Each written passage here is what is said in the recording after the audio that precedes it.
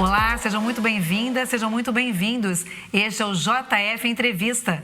No programa de hoje, nós vamos conversar com Marcos Olender, doutor em Arquitetura e Urbanismo, professor da Universidade Federal de Juiz de Fora e diretor do SECOM, Centro de Conservação da Memória da UFJF.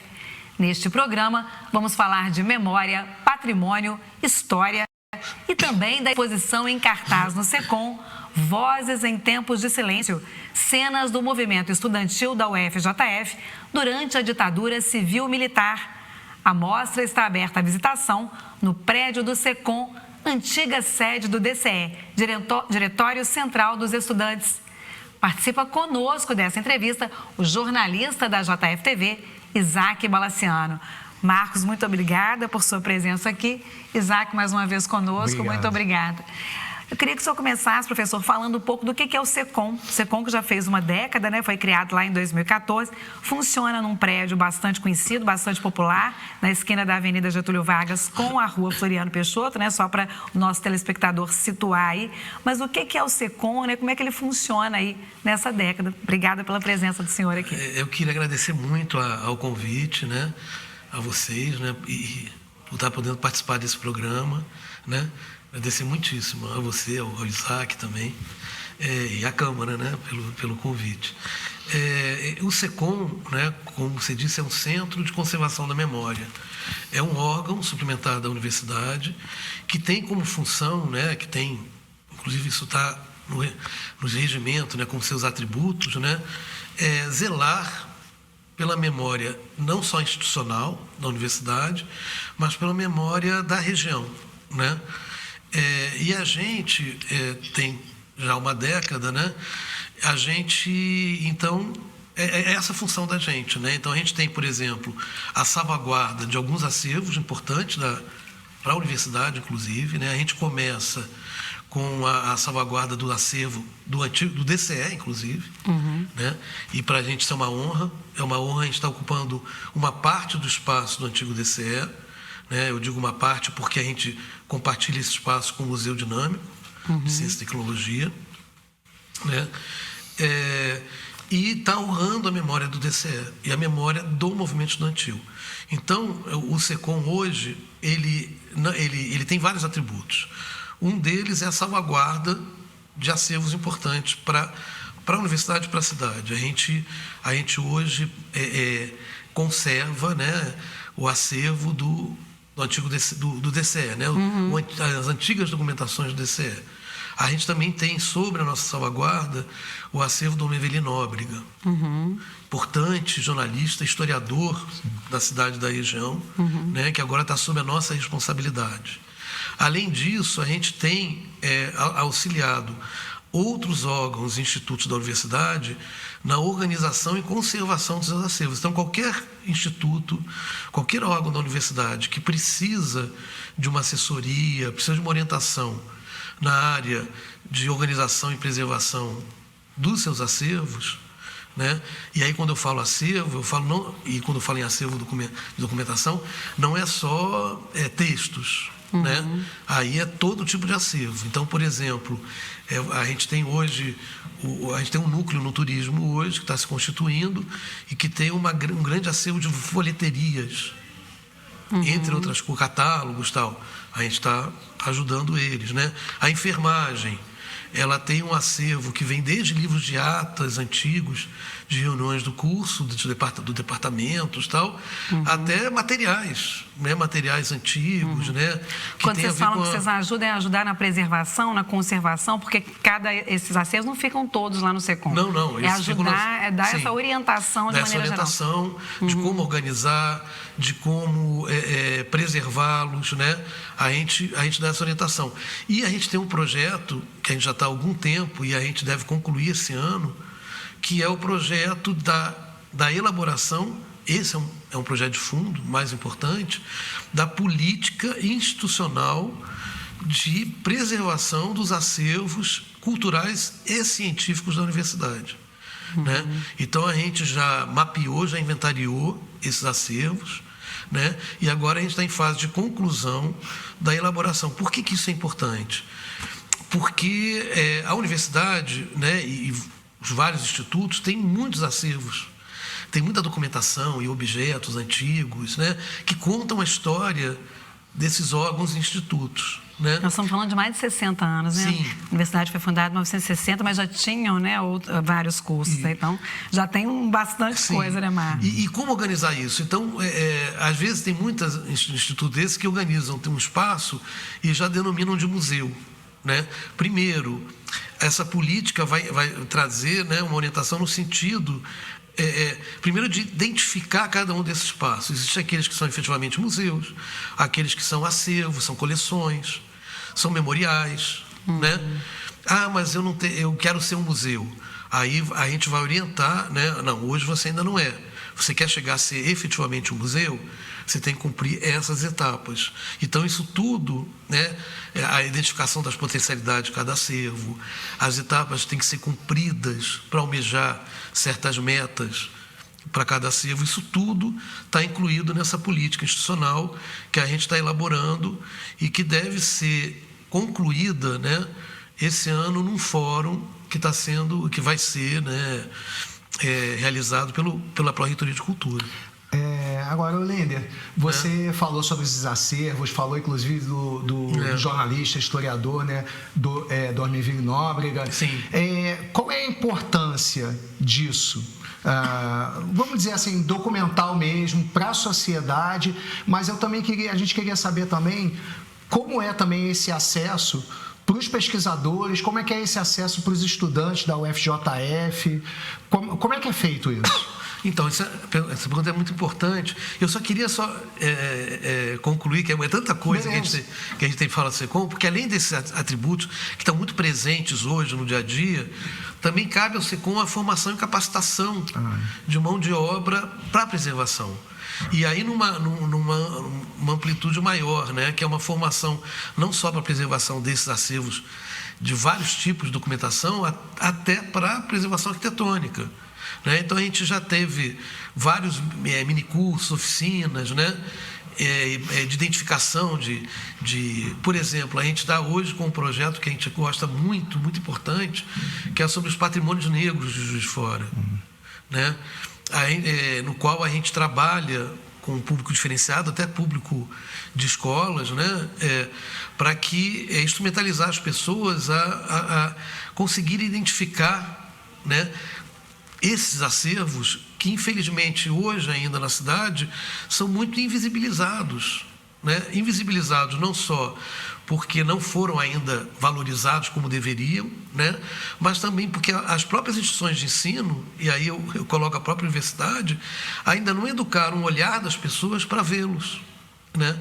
Então, tem muita coisa que a gente não vê na cidade, que é a contribuição, né, da nossa população negra, que a gente tem em Juiz de Fora, e que é uma população, é a maior parcela da nossa população, porque a gente não é educado para ver essa contribuição.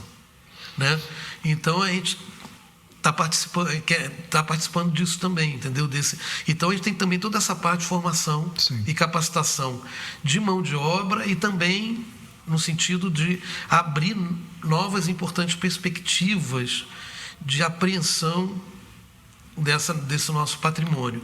E aí, entrando, né, na sua pergunta, né, então, o nosso trabalho hoje é um trabalho, ao mesmo tempo, interno, porque a gente está assessorando as instituições da universidade, está coordenando a produção dessa política, mas que visa...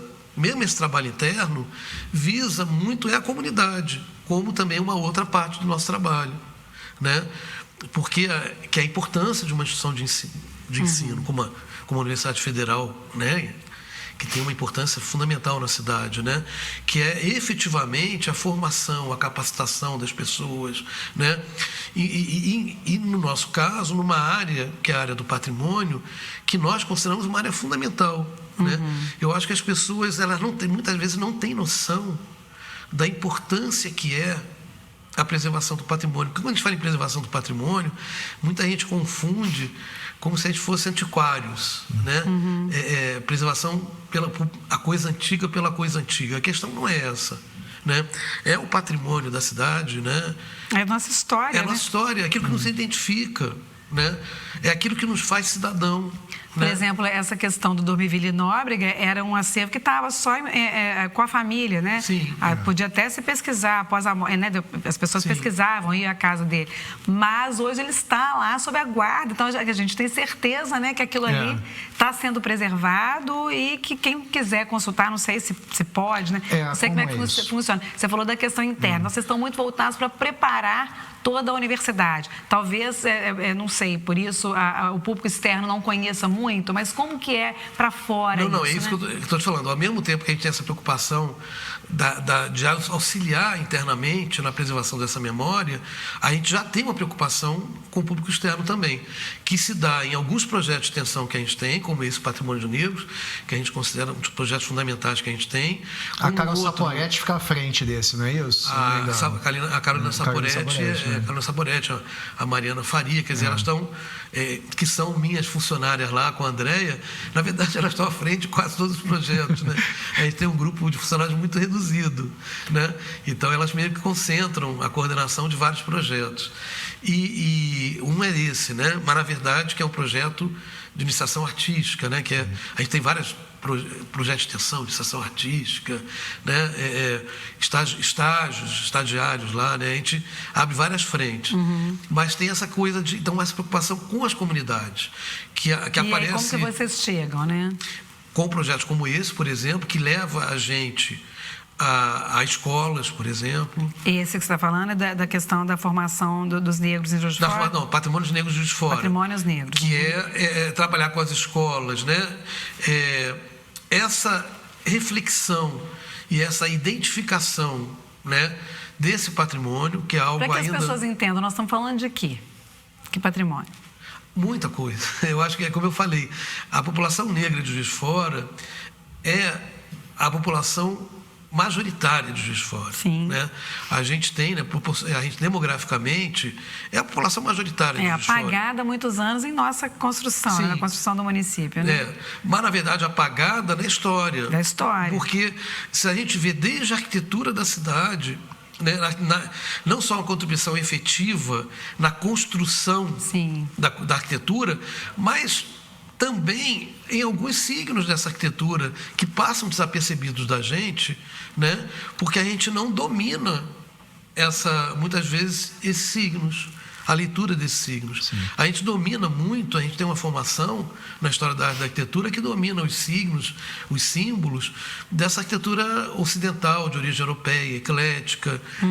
E a gente, às vezes, pode estar passando na rua, vendo essa arquitetura e não percebendo que ela também traz em suas fachadas, escrita em suas fachadas, ou escrita em sua história, na história de ocupação dos seus espaços, essa contribuição fundamental da população negra de Juiz de Fora. Além de terem sido as mãos que ergueram todos esses prédios. Sim. A gente fala muito dos italianos, por exemplo, que tiveram uma participação, né? Aí vem muito capolavori, né? Quer dizer, mestre de obras italianos, mas havia mestre de obras negros também, né? Que a gente não valoriza. E a maior parte da população que estava ali realmente construindo fisicamente, materialmente, a nossa cidade, a cidade de Juiz de Fora, é a população negra da cidade, né?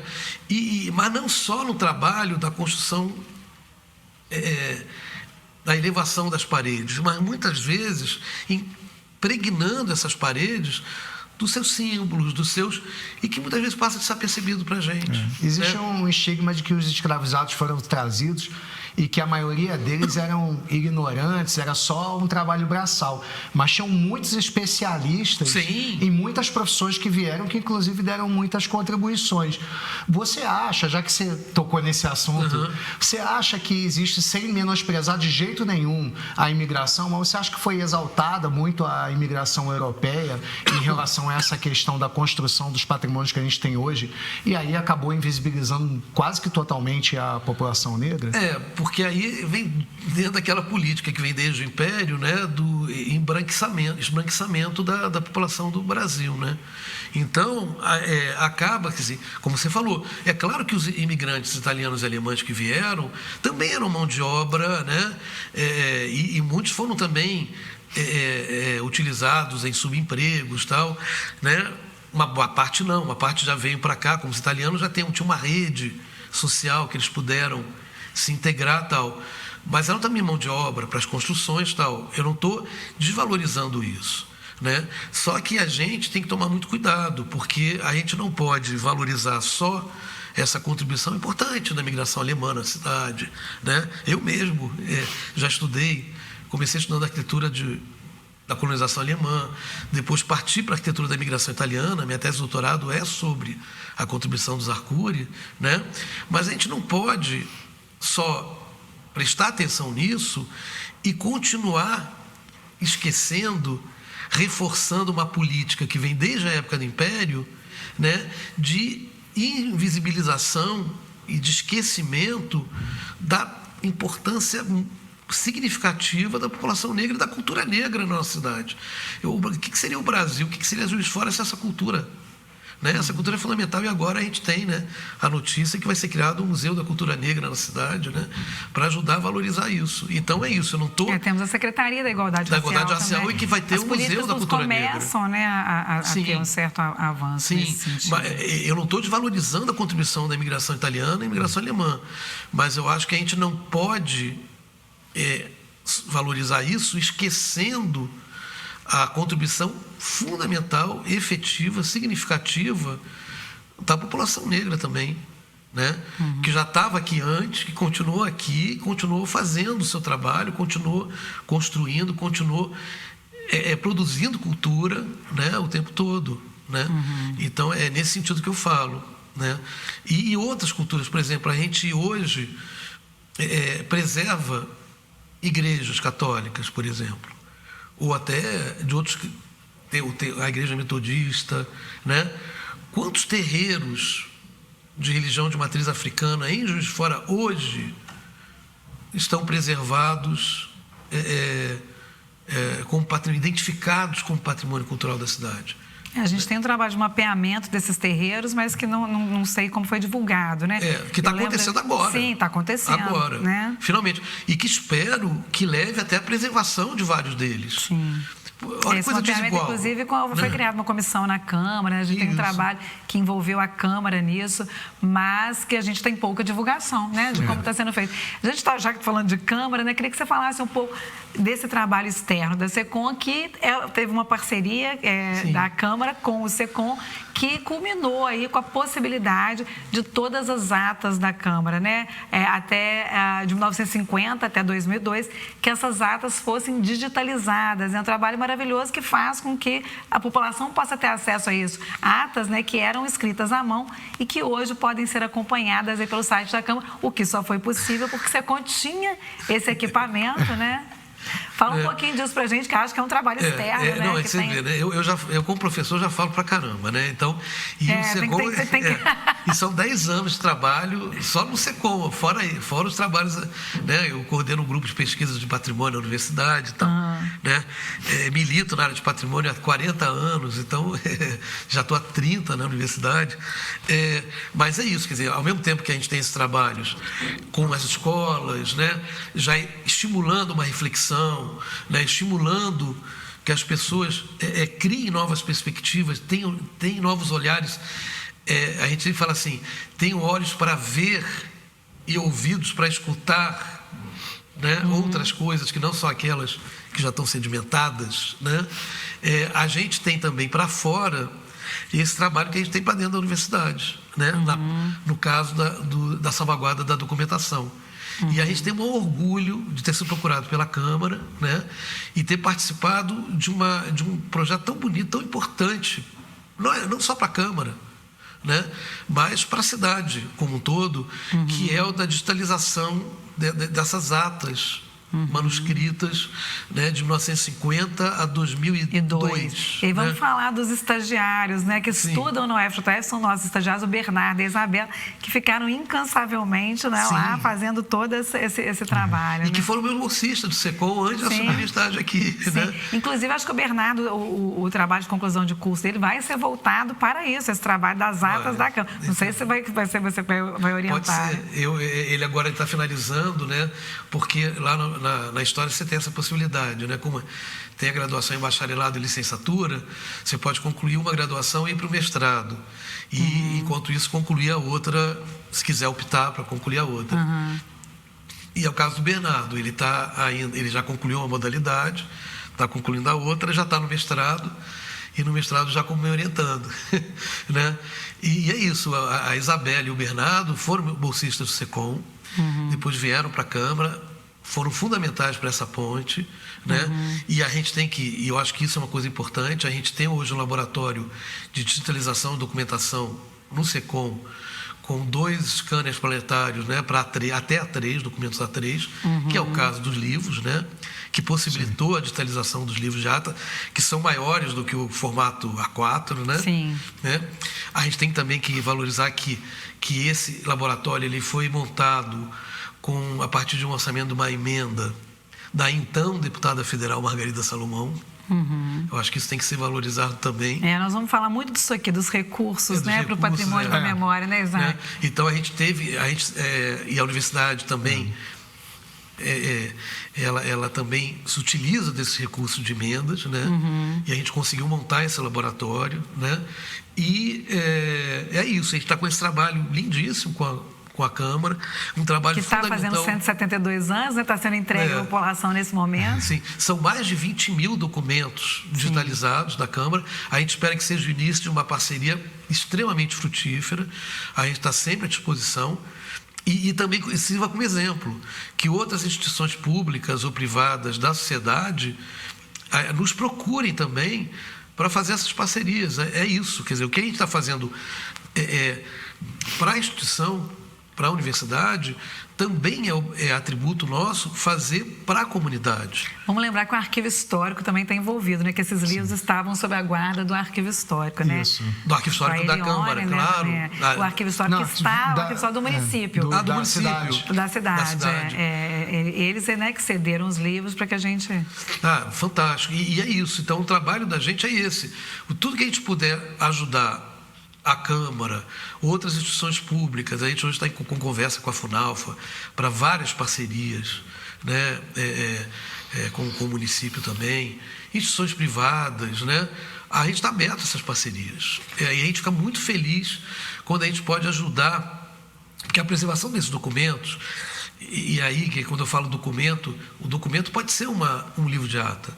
O documento pode ser, como a gente protege hoje, preserva, entre a documentação do DCE, cartazes, panfletos, fotos, filmes, né? Isso tudo são documentos. Se a gente pensar bem, a nossa cidade é um grande documento, né? As edificações não deixam de documentar as épocas as épocas, né, pela qual a cidade passou, né? O processo histórico da cidade. Por isso que é tão fundamental preservar o patrimônio. A gente não está preservando o patrimônio porque a gente gosta de coisas antigas. A gente até gosta de coisas antigas porque sabe da importância. A gente também gosta. Porque sabe da importância delas, não por elas serem antigas, né? Mas porque a gente sabe, e isso as comunidades tradicionais ensinam a gente, né, a respeitar a ancestralidade, a respeitar os ancestrais. Vamos falar disso no próximo bloco? Vamos.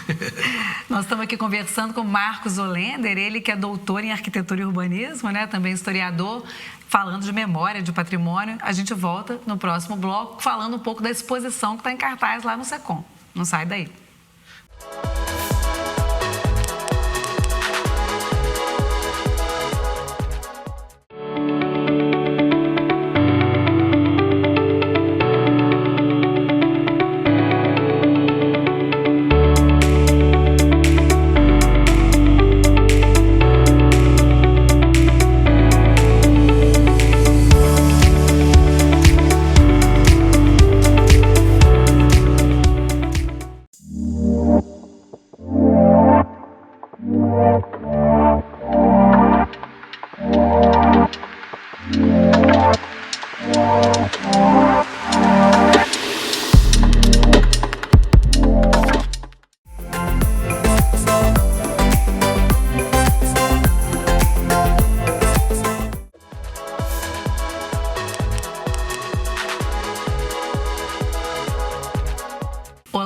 estamos de volta com o JF Entrevista. Conosco hoje aqui nos estúdios o historiador e doutor em arquitetura e urbanismo Marcos Olender. Também aqui com a gente o jornalista Isaac Balaciano, ele que já é doutor na área também por causa do nosso programa, né? O Recordando JF aí. Então, a primeira pergunta é sua, Isaac. Obrigado. Olender, vocês estão com a exposição lá no SECOM, Vozes em Tempos de Silêncio, né? Agora, em 2025, se fizeram 61 anos, né, após a ditadura. E eu queria que você explicasse para a gente o que é essa exposição. Está diretamente ligada ao movimento estudantil, ao DCE, que é o local que vocês estão ocupando ali. Como é que foi essa curadoria? Explica para a gente, por favor. Então, primeiro eu só queria reforçar, né, a importância do seu programa, o JF Entrevista, não só para a discussão e reflexão dos fatos cotidianos, mas também para a memória da cidade. Sim. E o programa, né, do Isaac, né, o Resgatando, eu falei recordando, resgatando. Né, que é um programa fundamental, que, olha, e que está fazendo maior sucesso também. Sim. A gente já está sendo divulgado até nas salas de aula. Sim, eu sei ontem, inclusive, fui a uma sala de aula que os alunos estavam vendo essa série atual da arquitetura. Né? E olha só, quer dizer, ou seja, vocês estão contribuindo, né, também para essa, vamos dizer assim, educação patrimonial. Que é o papel da TV pública, né? É o papel, entendeu? E vocês podem ficar orgulhosos disso, porque realmente está fazendo um sucesso. Obrigado. E está contribuindo muito com a gente, muito, né? Nesse caso, como eu falei, o primeiro acervo em que a gente lidou, antes mesmo da criação do SECOM, foi o acervo do DCE, né? Que a gente começou a organizar, a restaurar, a digitalizar, ainda em dois grupos, o Laboratório de História Política, o LAPS, e o Laboratório de Patrimônios, o LAPA. Depois passou a ser coordenado, né, só pelo LAPA, né? Se tornou um projeto de extensão, né? Primeiro da conservação dessa documentação, depois que era o projeto de História da Universidade, no qual estava inserido isso, e com a criação do SECOM, o DCE então cedeu em comodato essa documentação para a gente, porque entendeu, né, que eles não tinham condição de nem equipe, né, para olhar isso, né? Então ficou com a gente. Então a gente tem um orgulho, primeiro, de ser a primeira documentação que esteve sob a nossa salvaguarda, né? Segundo, de poder estar preservando essa documentação exatamente na edificação por décadas funcionou o DCE. De 77 a 2008 foi. Funcionou o DCE. Então, tanto que quando houve, né, a restauração e houve toda a discussão do novo uso daquele espaço, né, o presidente do DCE participou dessa comissão na época, e o DCE já estava relocado no campus, e a gente, quando pleiteou uma parte desse espaço, a gente assumiu esse compromisso com o DCE. Fala assim, olha, o DCE está em outro espaço, está relocado em outro espaço, mas o DCE vai continuar aqui, através da gente, né? A gente assumiu o compromisso daquele espaço nunca perder, né, a memória do movimento estudantil. Isso é um compromisso de primeira hora do SECOM. Né? A gente também atende outros, né, documentações e tal, mas que nunca ia perder essa identificação. E a gente, desde o início, tem buscado elaborar exposições, né, que reforcem isso. A gente acha que aquele espaço tem que ser muito reconhecido enquanto um espaço de memória estudantil. Né? E aí a gente teve essa oportunidade agora, né? A gente já está há um tempo com essa elaboração a cargo, né, das nossas funcionárias, que são historiadoras, né, que é a Carolina Saporetti, que é a Mariana Faria, né? E olha, o que a gente o que elas já elaboraram de propostas, de exposições, e aí a gente é contactado pela professora Sabrina Sato, coordenadora do Trilhas da Liberdade, que é um projeto importantíssimo em parceria com a nossa Prefeitura Municipal de Juiz de Fora, com a Secretaria de Direitos Humanos, né, do Biel, dizendo que que é um projeto, para quem não conhece, né, que identifica, né, mapeia, identifica lugares importantes da nossa cidade na história do período da ditadura, né? Não só lugares de uma memória sensível e dolorosa, né? Mas também de uma memória de resistência à ditadura, e que marca esses lugares com painéis de azulejo singulares, né? E aí já temos 4, né?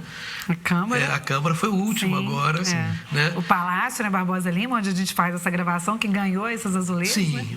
Lembrando a resistência, né, contra a ditadura e a cassação de 4 vereadores, né, que tinham um trabalho político importante de resistência. Né? A gente tem, por exemplo, o Conservatório, que foi a delegacia de polícia, onde... Na Rua Batista de Oliveira. Onde, na época, né, foram os primeiros presos políticos, inclusive antes mesmo do golpe. Né?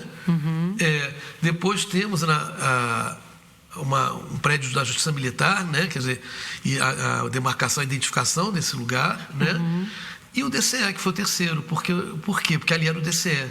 Porque ali, desde a segunda metade da década de 70, do século XX, né, como se falou, 77, né, você teve um lugar de resistência à ditadura importantíssimo, que foi o movimento estudantil. Para você ter uma ideia, nessa exposição que a gente, no Vozes em Tempos de Silêncio, a primeira série de fotografias que aparece nessa exposição é de um evento que os estudantes organizaram em 66, à frente da então reitoria, que hoje é o MAN, né? Pouco tempo depois do massacre da Praia Vermelha, que foi um evento da UNE no Rio, em que a UNE foi cercada na então Faculdade de Medicina, na Praia Vermelha, né? Pelas forças da repressão, e que entraram batendo e arrebentando todo mundo ali, né? Com a repressão mais violenta possível, que foi conhecido como Massacre da Praia Vermelha, no dia que é considerado o dia de combate à ditadura, dia do movimento estudantil de combate, né? Que ficou marcado. Pouco tempo depois, os nossos estudantes estavam organizando esse movimento aqui, em solidariedade à UNE, em solidariedade àqueles que foram vítimas desse massacre e também sofreram a repressão das forças militares, policiais da época. Teve também o congresso da UNE em Ibiúna também, no interior de São Paulo também, que as forças de repressão resolveram prender 1.240 estudantes ali, e tinham 4 que eram do DCE daqui. Né? Que foram, e inclusive o presidente do DCE na época, o René Matos, ele relata para a gente, só que depois eles tiveram que soltar, porque eles não tinham nem estrutura para prender mais de 1.000 estudantes ali, eles acabaram voltando para cá, mas isso também marcou muito o DCE daqui, inclusive. Sim, né? E o René é muito curioso isso, porque em 66 o René, por mais que ele não fale, ele já estava na universidade, eles contam a idade, né? Ele já estava brincadeira com o meu amigo e o grande personagem da história da nossa universidade, da nossa cidade. Reitor, né? Reitor. E ele foi presidente do DCE em 68, que quando foi o que muitos historiadores falam é o golpe em cima do golpe, né? O AI-5, né? Mas em 66 ele já estava na universidade. Então, ele se lembra desse momento. Mas ele mesmo fala que ele ainda não estava educado politicamente, né? Ele estava entrando na universidade, né? Onde ele vai se educando politicamente. Mas ele é contemporâneo dessa história que eu contei, desse movimento de solidariedade, né? E essas fotos estão na exposição. Tem um trabalho de curadoria grande aí.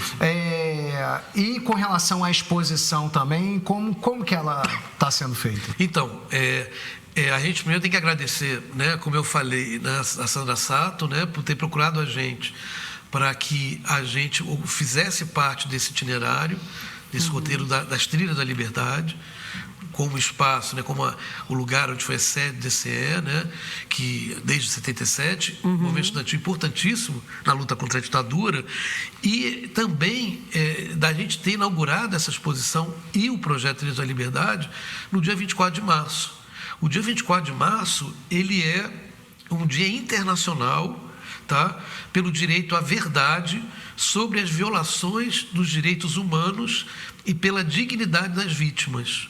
Por quê? Porque ele foi o dia que foi assassinado, né, o arcebispo salvadorenho Oscar Romero, né, que inclusive canonizado pelo Papa Francisco. Né? Então, nesse dia, e que era um grande lutador contra a violência, a favor dos direitos humanos, né? Então a gente também teve a prefeitura teve essa preocupação, né? O Secretaria de Direitos Humanos de marcar essa data, de fazer essa inauguração no dia 24 de março. E a gente correu, né, para que a nossa exposição ela fosse inaugurada junto com o painel do Trilha da Liberdade, né? E aí eu devo muito agradecimento às nossas funcionárias, né? A Carolina Saporetti, a Mariana Faria, que correram na curadoria para fazer essa curadoria, né? Pela elaboração das legendas, organização do material, que é um material super diversificado, né? Que a gente tem, são fotos, né? Fotos importantes de vários momentos, desde esse de 66, mas que passa por várias assembleias, manifestações, que vão desde manifestações caminhadas até os velórios simbólicos, né? Que também é um tipo de manifestação muito comum na época para marcar a luta, né? A gente tem na exposição panfletos, documentos de certos momentos do movimento estudantil, panfletos, cartazes, né, e que lembram não só caminhadas, né, essas manifestações, como também eventos como Som Aberto, que foi criado durante a ditadura, né, na universidade, para promover depois a cultura. Depois foi até retomado isso, né, o Som Aberto. Sim, pela Valéria depois, com uma outra dimensão. Tem, né? Cartaz show do Tunai, não é isso? Tem cartaz show do Tunai, show de um dos compositores, que pouca gente hoje se lembra, infelizmente, mas que marcou muito essa geração, que é o Taiguara. E que foi um pouco, tanto quanto esquecido depois da... Teve no festival de MPB que aconteceu aqui no Central, né? A gente teve no final da década de 60, início de 70, ele teve inclusive tocando e participando. A gente tem esse festival aqui universitário que acontecia no Central, né? Era um festival fundamental, né? Que lançou muita gente. Lançou o Sai Guarabira, o Zé Rodrigues, Ivan Lins, Gonzaguinha, né? O Mamão, o Tristeza Pé no Chão... Ganhou com a Clara Nunes. Ganhou com a Clara Nunes, o festival daqui foi para o mundo, né? Brasil e mundo, né? Quer dizer, então, Juiz de Fora tem uma história de resistência muito importante. Ao mesmo tempo que Juiz de Fora tem uma dívida, eu digo sempre, com a sociedade brasileira, né? Nesse momento, porque daqui saiu o golpe... Saiu o general Mourão com o golpe. Aí também não pode esquecer que depois disso, Juiz de Fora também teve uma história de resistência a esse golpe, né?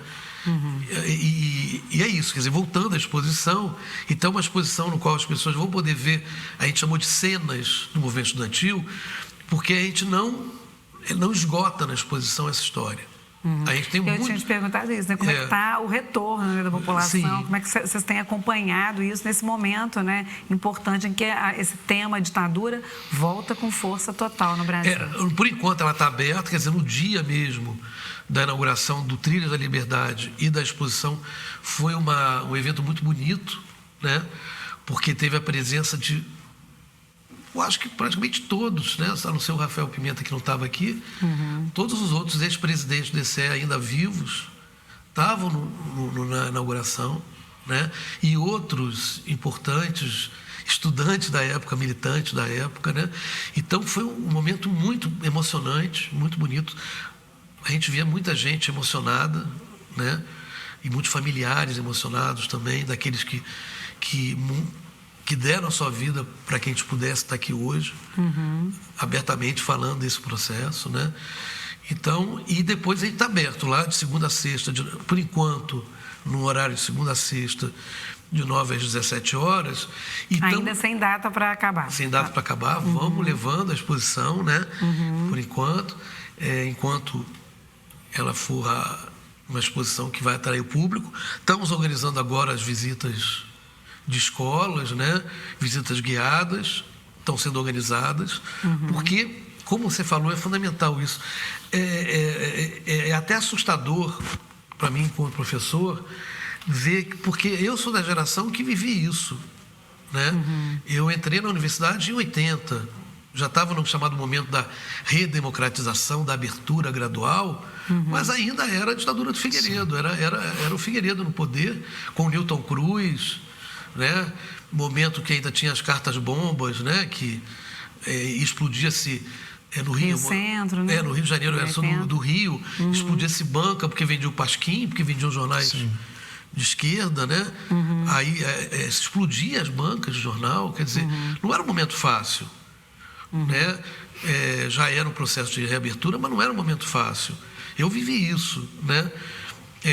Os meus alunos, vários, quando eu comecei a dar aula aqui, viveram um outro momento já na abertura, foi o momento dos carapetadas, do Collor, né? Que eu faço parte, né? Então, que é esse outro momento. Nós, né, que somos o movimento. Mas a maioria das pessoas de hoje já nasceram, né? Muitos nasceram ou no FHC, ou já no primeiro governo Lula, ou seja, em um momento em que a democracia era plena no Brasil. Né? O exercício democrático era pleno no Brasil. E não tem essa memória.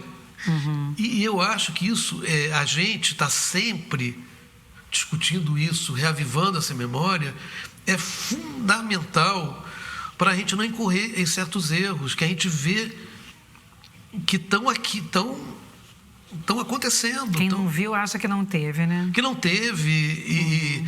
Então, eu acho que a gente, assim, eu costumo falar muito isso, que o Brasil, ele deve muito, ele tem muitas contas com o passado. Ele é uma sociedade que não acertou as contas com o passado. E aí eu digo que desde a escravidão, a gente não acertou as contas com a escravidão, né? A gente ainda vive os frutos da escravidão, né?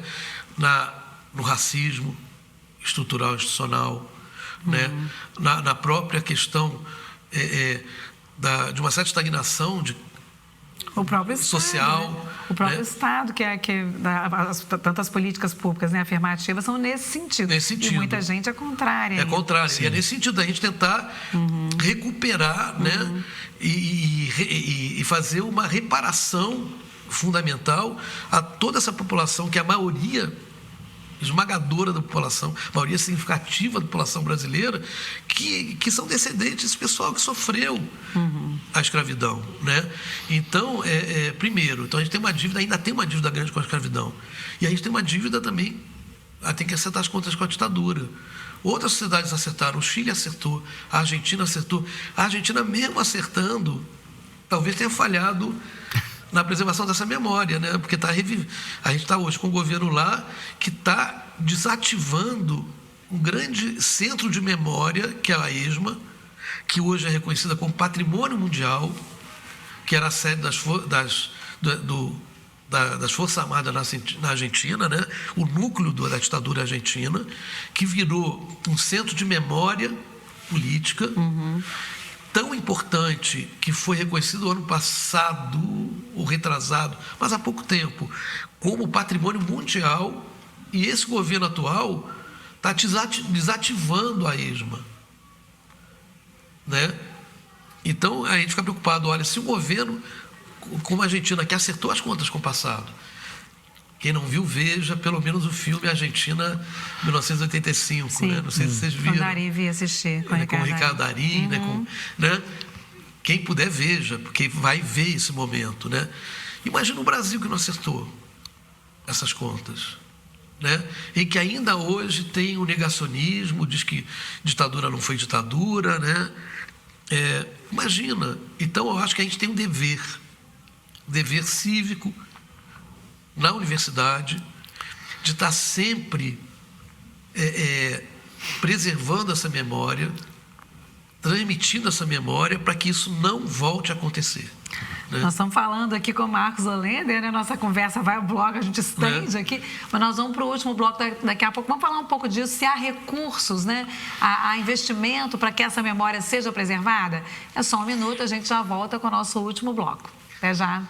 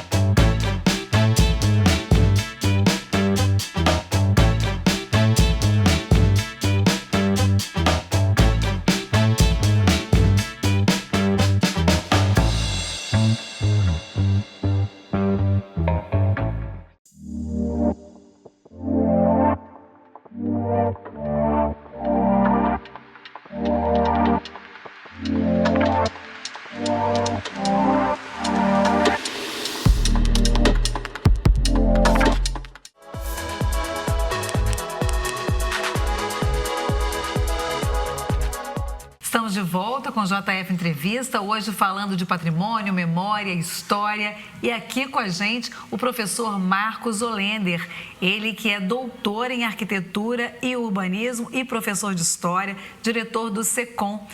O Marcos, e estamos também aqui com o Isaac Balaciano, nosso jornalista, né? Marcos, queria que você falasse um pouco dessa responsabilidade do SECOM, né? E dessa coisa de como é que a gente lida com a memória, né? A gente estava falando dessa questão da ditadura, é sempre uma disputa aí, né? O que fica, né? Que narrativa que fica, que história que fica, como é que o SECOM trabalha com isso, né? E pensa isso daqui para frente. Já falamos né, nos blocos anteriores sobre a questão do negro, né? Nós que somos da mídia, como que a mídia silenciou isso por muito tempo, mas também a própria universidade. Eu trabalhei muitos anos na Tribuna, a gente fez uma revista, uma época, eram 150 anos dos imigrantes, né, 150 anos de Juiz de Fora, e a imigração. E essa revista foi feita com a anuência de professores de história, que deram essa orientação para os jornalistas. E ali não aparecia o povo negro, né? Como é que a gente pensa nessas disputas daqui para frente, né? Tanto midiaticamente, tanto o SECOM, como é que a gente faz essa... É muita coisa para responder numa pergunta só, né? Mas como que você pensa isso para frente do SECOM, pensar criticamente a memória? Eu acho que é fundamental essa pergunta e eu acho importante fazer também certas referências, já começando a responder a pergunta. Primeiro, eu falei das nossas duas historiadoras, da Carolina e da Mariana, mas também da participação fundamental, inclusive, Sim. no apoio administrativo, no apoio a essa própria exposição, das nossas funcionárias, da Andréia Grisende, né, que está desde que a gente instalou lá a sede, né, e que é fundamental, a nossa técnica administrativa, que tem um conhecimento, que já está na universidade, já chegou lá com uma experiência da gestão acadêmica muito grande, né? Agora a gente incorporou uma outra funcionária que está chegando agora, mas já está mostrando serviço, que é a Mariluce, né? Eu acho que é fundamental. Nossos bolsistas, que eu não vou... Eu homenageio a todos a partir da lembrança do Bernardo e da Isabela, viu? Todos se sintam homenageados, porque se eu vou lembrar 5, eu vou esquecer 5 e vai ser um desastre, né? Então, eu quero que, a partir da lembrança do Bernardo e da Isabela, que todos, e que as pessoas que vão na exposição, vai ter a lista de vários deles que participaram dessa exposição, estão ali identificados, né? E queria lembrar também que esse projeto, por exemplo, o Patrimônios Negros, Juiz de Fora, ele é uma iniciativa de um movimento de alunos negros da arquitetura da nossa universidade, né? Esse movimento é que trouxe a ideia, uma aluna que participa desse movimento, que trouxe a ideia para o SECOM, né? Porque as bolsas de iniciação artística, diferente da extensão, a ideia vem do aluno. Ele procura um orientador, mas ele traz o projeto, né? Na extensão e na iniciação científica, é o professor que traz o projeto e que recruta os bolsistas. Na iniciação artística é o contrário, que é ótimo. Então, foi ela que trouxe, ela já não é mais a bolsista, né? Já estamos na 3ª geração de bolsistas do projeto, mas sempre com essa preocupação, né? Então, é um projeto que nasce efetivamente de uma comunidade de alunos negros, de um movimento de alunos negros da arquitetura da nossa universidade. Né? E isso é fundamental, porque eu acho que a gente pode participar desse processo, mas... Você acha que isso é um trabalho de escuta, então? É um trabalho de escuta. A gente tem que saber escutar né? E a questão do lugar de fala, e a questão do lugar de fala, trazer essas pessoas, essa população, esses grupos sociais, para que eles falem das suas realidades, né? Esse é o primeiro ponto, né? E aí você falou da questão da políticas afirmativas, estão muito nesse sentido também, né? De formação acadêmica, né? Dessa população, para que ela se instrumentalize para que possa produzir, né? Pesquisas, né? E saberes, né? A partir da sua própria experiência e dos seus próprios saberes. Então, isso é fundamental. Então, acho que isso é uma primeira coisa que é importante ressaltar. O projeto Patrimônios Negros não nasceu da minha cabeça, nasceu exatamente desse movimento e vem dos alunos da arquitetura da nossa universidade. Dos alunos negros, alunos e alunas da arquitetura da nossa universidade, já está na 3ª geração, né, de bolsistas, né? Então esse é um ponto, né? Mas voltando à pergunta que a gente da formação crítica, né, de memória, como, né, trazer isso nesse momento que a gente sabe que a memória antes era muito elitizada, né? Era muito, falamos aqui de migração apenas, né, e apagamento de algumas memórias. Como é que vocês trabalham isso, né, para que se reflita realmente uma memória social diferente do que a gente tinha antes? Então, primeiro, essa procura sempre de exercitar a escuta, de tentar trazer para o SECOM uma diversidade, né, de pessoas que possam efetivamente contribuir, né, com essa produção de saberes, a partir dessa diversidade que a gente tem, social, cultural, étnica, né? Então, esse é um ponto que a gente procura. Ou assessorar também, para que esses grupos, essas pessoas possam produzir e possam divulgar, né, as suas pesquisas e seus saberes e a gente participar junto disso, né, participar com. Né? Eu gosto muito, tem um filósofo francês, que é o Michel Foucault, que eu gosto muito, que ele falava, né, que teve um certo tempo da chamada vanguarda, de uma intelectualidade que se achava esclarecida, que achava que falava pelos outros, por todos, que felizmente já passou. A gente está num outro momento. A gente está no momento de não falar pelos outros, mas de falar com os outros, junto com os outros. Né? De ajudar a construir espaço para que todos possam falar as suas verdades, possam falar as suas realidades, as suas experiências. Né? Não falar pelos outros. A gente tem que ter esse exercício de humildade intelectual, de saber até onde vai a nossa fala, né? E de como você falou, né? E de saber escutar mais do que falar, saber escutar os outros, de ter ouvidos para ouvir, ouvidos para escutar, melhor, ouvidos para escutar. E você acha que o SECOM está conseguindo fazer esse diálogo, não só no caso com os bolsistas, com os estudantes, mas também com a sociedade? E aí a gente emenda numa outra questão. Se você acha que o Juiz de Fora ele entende essa ideia de preservação do patrimônio e da sua história? Eu acho que o SECOM está engateando nisso. Quer dizer, a gente está, né, são 10 anos, parece muito, né, mas 10 anos é muito pouco. Uma instituição que pretende lidar com a memória e o patrimônio, né? A gente falando de coisas, né? Memória, patrimônio, né? É muito pouco. Então a gente está tateando, está engateando, vai ter vários erros, vai correr em erros também, né? Vai ficar feliz com os acertos, né? Mas a gente está engateando nessa história, né? Está querendo nossa colaboração, né? E entendo que a população de Juiz de Fora, a sociedade de Juiz de Fora, e aí é uma provocação, não tem ainda noção desse seu patrimônio e não consegue, porque assim, quando a gente fala em patrimônio, em preservação do patrimônio, em preservação da tradição, muita gente ainda entende que, como a gente falou, né? Está preservando só porque é antigo, está preservando porque é velho, está preservando, isso vai frear o progresso. Não entende que é pelo contrário. Se a gente quer ter um desenvolvimento saudável, adequado e eficaz, é fundamental que a gente saiba de onde que a gente veio. Quem somos nós? E o quem somos nós não é quem sou eu, quem é Marise, quem é Isaac, é quem é o Juiz de Forano, quem é a cidade de Juiz de Forana, né? E é naquilo que nós identificamos como patrimônio que a gente consegue perceber quem é a sociedade. E aí é uma provocação. Eu acho que hoje a gente já tem um patrimônio preservado importante, mas se a gente for ver uma lista do nosso patrimônio material preservado e mesmo do patrimônio material, essa lista não nos representa como sociedade.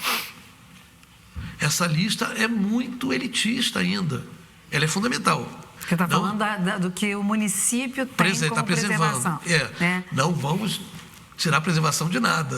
Não quer dizer que não seja fundamental essa preservação, mas ela é muito pouca. Material e imaterial. Material e material é muito pouco representativa. Imaterial a gente tem pouquíssimos, acho que não chega a 20, né? Não, material tem muito. Tem mais? Não. Imaterial. E material tem pouco. Tem pouco. Tem pouco. E, por exemplo, da cultura negra, o que tem hoje de material? Batuque Nelson Silva? Batuque Nelson Silva. Estou me lembrando aqui, tem o pão alemão. A Alemanha, né? Sim, mas da cultura negra, Batuque Nelson Silva, só. A capoeira agora que foi. Sim. A capoeira, né? A gente tem muito pouco preservado em comparação com a importância efetiva dessa cultura para a nossa cidade. E o que vem, não só isso, o que vem junto com a consideração de um bem ser tombado, ser patrimônio, né? O que vem junto? Como é que você vê isso, né? Vem junto a políticas públicas para que aquilo ali se preserve, né? Vem junto, por exemplo, o apito do trem. Ele é tombado na cidade, né? O apito do registrado. O que vem junto com isso? As pessoas sabem, tem que ter conscientização a esse respeito, né? Eu estou te perguntando, né? Como é que você vê? É isso, assim, por exemplo, nas edificações que são tombadas, né? Mais de 2 centenas de edificações. O que a gente tem? Mais de 200. Mais de 200. O que a gente tem que, efetivamente, por exemplo, voltando à questão da cultura negra, a gente tem uma edificação e que não foi tombada por isso. Que depois se descobriu, não estou tirando o valor desses tombamentos. Muito pelo contrário. Qual é essa que você está falando? É uma que sediou uma sociedade carnavalesca importante, que foram os Planetas. E que não foi tombado por isso. Né? Não estou tirando o valor dessas 2 centenas de bens tombados, muito pelo contrário. E a gente tem que valorizar muito o nosso departamento de patrimônio, porque é uma luta em glória, é uma luta heróica. Foi uma luta heróica para tombar, imagina, na nossa cidade, né? Já tombamos 200, né? E tantas. É uma luta heróica. Né? Mas destruímos tantas outras. Né? Então a gente tem que valorizar muito esses técnicos, né? Do DEMPAC. Mas tem que reconhecer que nessa luta, no calor da luta, houve, né, uma parte significativa dessas edificações que não foi preservada ainda, né? Espero que a gente consiga preservar várias ainda que estão de pé, né? E que pertencem a uma parte muito grande da nossa história. Né? E por que preservar? Você falou, quer dizer, a preservação ela atende a 2 questões, eu costumo falar muito sempre esquematicamente disso. Uma atende à importância histórica desses bens, que podem ser edificações, podem ser objetos, né?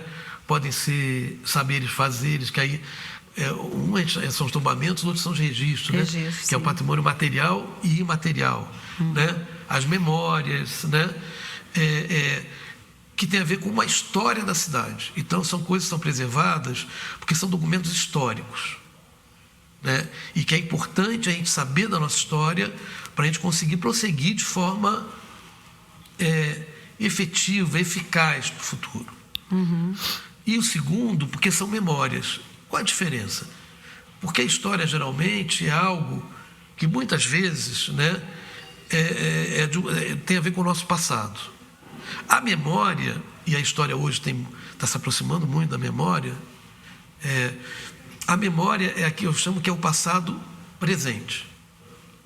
É passado, mas nos acompanha. Né? É o passado que não passou.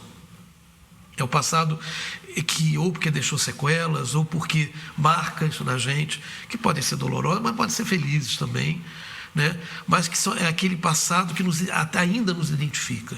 Tem memórias afetivas, né? São memórias, a memória tem a ver com afeto, né? E é importante valorizar afeto, porque o afeto é um indicador social fortíssimo. Deixa eu pegar um gancho nisso que você está falando, né? Desculpa interromper. Sim. A gente está vivendo, no momento, a gente está vivendo a revitalização do mercado municipal. Isso. Né? E que, se a gente for pensar bem, ele não estaria acontecendo hoje se em 83 não tivesse acontecido o movimento Mascarenhas Meu Amor. Em 83, né? Se eu não me engano. Falta hoje a população, a sociedade, entendimento da manutenção desse patrimônio para que lá na frente a gente consiga viver outros momentos como o de hoje? Eu acho que a gente está, não só aqui em Juiz de Fora, mas no Brasil, a gente está devendo muito a nossa história e a nossa memória, né? Eu concordo com você. Eu acho que aqui a gente já tem, e a gente tem que prestar atenção nisso, já tem movimentos, né, no sentido da preservação, né, dessa preservação. Inclusive com a política de criação de um centro histórico na área central de Juiz de Fora. Talvez, a própria prefeitura reconhece isso e a preocupação com essa demarcação de centro histórico vai muito nesse reconhecimento. Da onde que a cidade nasceu. Quer dizer, a gente tá valorizando, né? E aí eu só vou provocar, cobrar que se identifique as outras centralidades. É claro, aqui é o centro de nascimento da nossa cidade. Mas hoje a gente tem outras centralidades nos bairros que merecem ser preservadas também. É outra questão. Não só a gente está devendo a preservação de certos segmentos sociais fundamentais na nossa cidade, como a cultura negra, a população negra, como está devendo a preservação da história dos nossos bairros. Benfica. O que temos preservado em Benfica hoje? O que temos preservado no Bairu? O que temos preservado, sei lá, em JK? Quer dizer, sabe, será que a população desses bairros não identifica edificações, costumes, né? Coisas variadas culturalmente, que para eles é importante? Poço Rico, você falou, eu lembrei do Poço Rico. Poço Rico tem uma rua de casas, né? É onde morou, inclusive, o Arthur Arcuri, sim, né? É isso, quer dizer, será que... e entender que isso, que a preservação não é contrária ao desenvolvimento, muito pelo contrário. A preservação é fundamental para o desenvolvimento saudável da nossa cidade, né? A gente tem que aprender com as comunidades tradicionais, né? Eu acho que isso é algo que a sociedade contemporânea, muito de modelo europeu, né, ocidental, esqueceu, escanteou, com os ancestrais, né? Nenhuma sociedade se desenvolve, nenhuma sociedade cresce de forma saudável sem respeitar os seus ancestrais, sem preservar a sua ancestralidade. É isso que eu acho que a gente está vivendo um momento no planeta em que isso, infelizmente, a duras penas, a gente está aprendendo isso, né? A gente essa sociedade, esse capitalismo desarvorado, né, de modelo ocidental, né, fez o nosso planeta chegar num nível que a gente está vivendo o aquecimento global, a mudança climática, que tá nos debilitando. Quando eu falo nós, é a humanidade. Sim. Né? Hoje a gente está pensando assim, quantas gerações a mais teremos de humanidade nessas condições continuarem? E aí acho que a mídia tem um papel pedagógico imenso, né? De fazer as pessoas voltarem. E aí o papel do resgatando, né, Isaac? Né? Fala um pouco de como é que o Marcos Olender, que participou de tantos episódios aí, e às vezes até na própria consultoria, e outros historiadores, acho que a mídia, né, Isaac? O Resgatando o Juiz de Fora, ele tem esse objetivo de trazer à tona a memória da cidade. Ela acaba sendo contada por diversas óticas e volta e meia a gente tem que abordar essa questão dos patrimônios, né? Até nesse último de arquitetura a gente tocou no ponto de que dessa questão que você falou do sistema do crescimento desenfreado, né? O progresso ele está ligado, na verdade, a prédios altos e novo. E o que é novo. A Mônica fala disso. A Mônica Olender falou disso. Por quê? Por que dessa maneira? Né? Por que o progresso não pode estar ligado a gente preservar os nossos patrimônios, para a gente preservar a nossa memória, mantê-la de pé e seguir em frente? Né? Ter um orgulho, o Juiz de Fora tem um orgulho desse patrimônio, né? Que a gente tem aqui na nossa cidade. Aí chega nisso, né? A gente tem 200 e poucos patrimônios preservados, tombados, né? Mas como é a preservação, né, desses patrimônios? Essa que é a questão. Eu acho que é sempre, né, chamar a atenção das novas gerações para essa importância, porque muitas vezes as pessoas vão à Europa ver o que aqui ela não valoriza, né? A gente ouve pessoas falando isso, falando assim, que na Europa elas vão, ficam encantadas com a valorização do patrimônio, né? Ficam orgulhosas, né? Olha, que chique e tal. Quando chegam aqui, desqualificam o nosso patrimônio. Sim. Dizendo que é uma imitação barata. Não vem que até naquilo que a gente importou da Europa, enquanto a gente deu a nossa cara, né? Não é a cara europeia, quer dizer, até aquilo que do mais modelo europeu, quando chega aqui, tem uma releitura, né? E a gente tem que respeitar isso. Né? Tem que respeitar a qualidade disso, a singularidade disso. Você tem toda a razão. Às vezes eu ouço pessoas maravilhadas com a preservação do patrimônio europeu e que aqui desqualificam o nosso patrimônio. Né? E olha só, quer dizer, eu vindo de Juiz de Fora, na última pergunta, eu fui até o planeta como todo. Né? Mas que é isso, quer dizer, a Célia Chacriabá, hoje é deputada, né? Mas ela tem quando ela... porque ela também é uma pesquisadora acadêmica, uma doutora, ela deu uma entrevista há um tempo atrás que ela falava isso, falava assim, hoje 80%, 90% do patrimônio ambiental do mundo ainda preservado está sendo preservado por 5% da população, que são as comunidades tradicionais. Né? Então a gente deve agradecer todos os dias essas comunidades tradicionais por ter vida humana ainda no planeta, porque eles que preservaram isso. As florestas, né? No caso da cultura, vão vir para Juiz de Fora. A qualidade de vida de Juiz de Fora tem a ver com a preservação do patrimônio. Eu já ouvi na tribuna, né? Já li na tribuna uma matéria, porque no centro de Juiz de Fora sofre apagões constantes. E procuraram técnicos da CEMIG para dizer como resolver. Eles falaram, olha, praticamente impossível resolver isso a curto, médio, mesmo a longo prazo. Por quê? Porque já chegamos ao pico da transmissão de energia no centro da cidade. Né? Imagina se não tivesse o patrimônio preservado. Imagina se a Alfa de hoje fosse só de arranha-céus.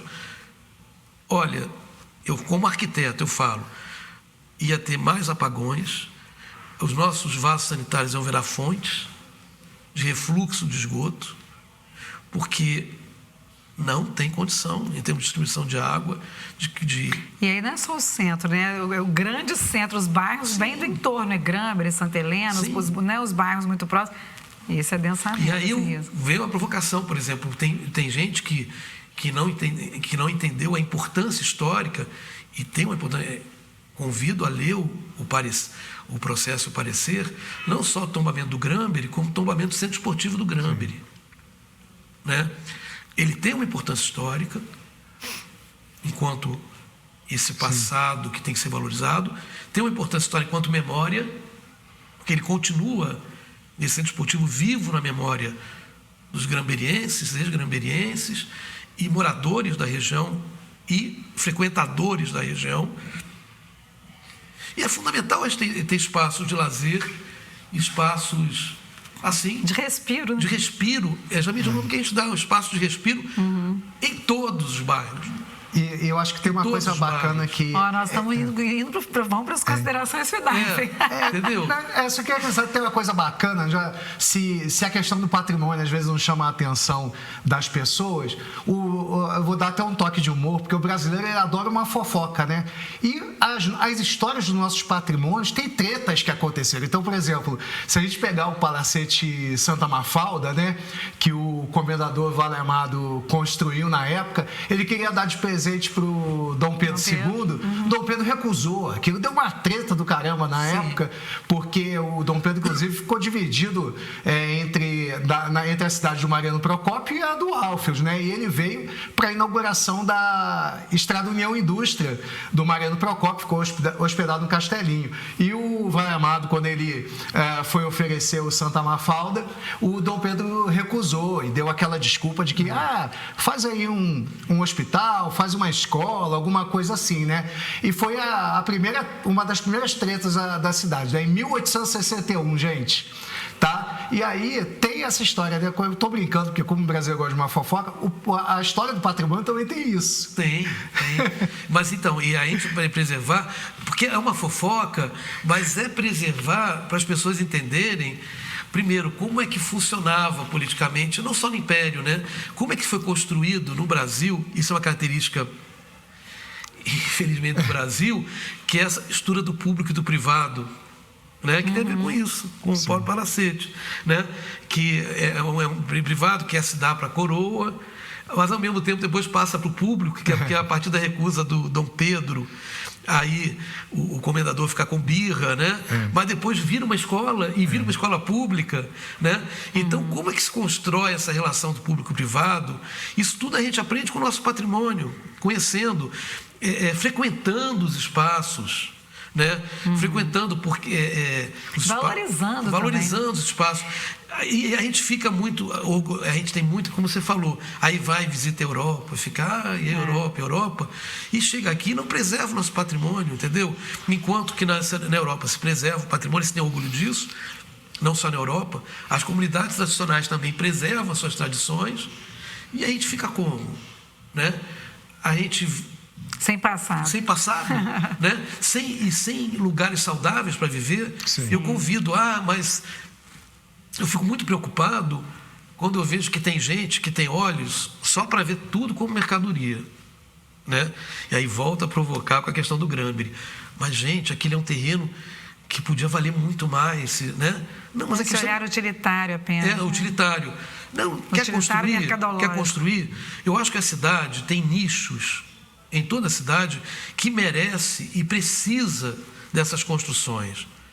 Então vamos olhar, em vez de ficar olhando só para o centro, convido a todos, inclusive a Construção Civil principalmente, e a Prefeitura pode ajudar nisso com operações consorciadas, a olhar para outras regiões da cidade que carecem de infraestrutura, que carecem de construções como essas, né, de edificações verticais e com serviços, com comércio e tal, e que precisam disso. E vamos equacionar de forma eficaz, respeitando o nosso passado, respeitando a nossa memória, né, ampliando esse respeito, trazendo para essa preservação camadas e camadas, segmentos da população que ainda não são respeitadas porque não têm as suas memórias preservadas. E aí a gente vai poder saber identificar os lugares também para onde que a gente pode crescer, né? E com saúde, né? Saúde física, né? Com uma boa circulação de água, de ar, né? Do nossos esgotos, da nossa luminosidade, né? Eu fico pensando, tem lugar, vocês sabem disso, tem praia no Brasil que deixou verticalizar o litoral de uma tal maneira que você não consegue tomar sol na praia. Né? Vila Velha, vou dar um exemplo, Vila Velha. Vila Velha você consegue tomar sol até uma certa hora. A partir daquela hora é sombra total na praia. Né? Porque não houve esse cuidado. Então a gente tem que saber lidar com o ambiente, com a nossa história, com a nossa memória. Né? Ninguém é contra um desenvolvimento, no sentido de trazer mais conforto, mais benefício, mais emprego, né? Conforto, quando eu falo, é conforto econômico, conforto cultural, tal, para toda a população. Mas isso tem que ser feito, para ser efetivo, de forma muito responsável e respeitando essa história que ensina para a gente para onde que a gente pode ir. Se a gente não respeitar o que a nossa história diz, com seus erros e acertos, aprender com os erros e acertos dessa história que estão escritos nos edifícios, nos objetos, nas memórias, né? Aonde que a gente vai chegar? Né? E eu acho que o SECOM, espero, possa contribuir um pouquinho que seja, para atingir esse objetivo. Aprendemos muito, né, Isaac? Muito, Obrigada, muito. Marcos Olender, né, por essa participação aqui. Sempre, né, vamos discutir esse assunto importantíssimo, interessantíssimo para o presente, né, e para o nosso futuro. A gente tem que preservar lá o passado. Esse foi o JF Entrevista com Marcos Olender e com a participação do Isaac Balaciano. O programa fica por aqui, a gente volta na próxima semana. Até lá, eu espero vocês.